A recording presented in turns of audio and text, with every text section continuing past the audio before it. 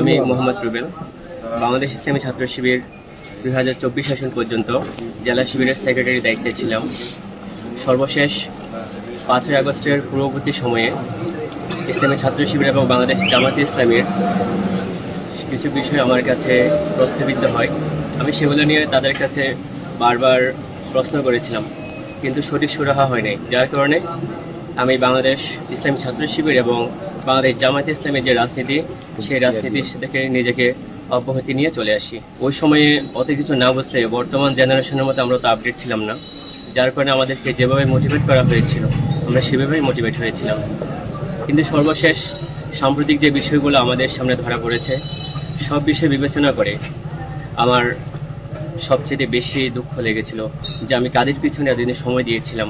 আমার খুব ভালো লেগেছিল যে খাগড়াছড়িতে এমন একজন জননেতা জনপ্রিয় নেতা রয়েছেন, যার বিষয়ে আমরা আগে অনেক কিছুই ভুল ব্যাখ্যা শুনেছিলাম। সবশেষে ওনার সমস্ত কর্মকাণ্ডগুলো আমাদের সামনে স্পষ্ট হয়েছিল।